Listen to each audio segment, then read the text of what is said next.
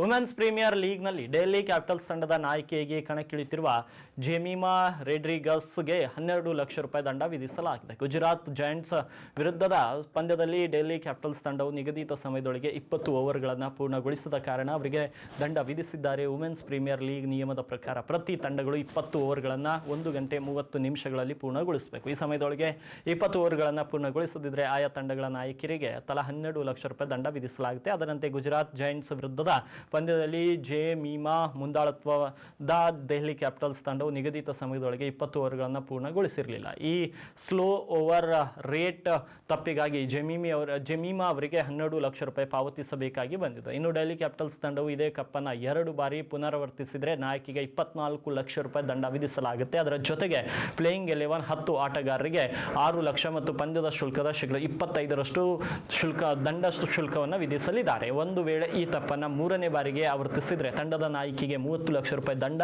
ಅಲ್ಲದೆ ನಾಯಕಿಯು ಒಂದು ಪಂದ್ಯದಿಂದ ನಿಷೇಧಕ್ಕೊಳಗಾಗಲಿದ್ದಾರೆ. ಹಾಗೆಯೇ ಪ್ಲೇಯಿಂಗ್ 11 10 ಆಟಗಾರರಿಗೆ 12 ಲಕ್ಷ ರೂಪಾಯಿ ಅಥವಾ ಅವರ ಪಂದ್ಯದ ಶುಲ್ಕದ 50ರಷ್ಟು ದಂಡವನ್ನು ಪಾವತಿಸಬೇಕಾಗುತ್ತೆ. ಹೀಗಾಗಿ ಮುಂದಿನ ಪಂದ್ಯಗಳಲ್ಲಿ ಜೆಮಿಮಾ ರೋಡ್ರಿಗಸ್ ಡೆಲ್ಲಿ ಕ್ಯಾಪಿಟಲ್ಸ್ ತಂಡವು ಸ್ಲೋ ಓವರ್ ರೇಟ್ ತಪ್ಪು ಮಾಡದಂತೆ ಎಚ್ಚರಿಕೆಯನ್ನು ವಹಿಸಬೇಕಾಗಿದೆ.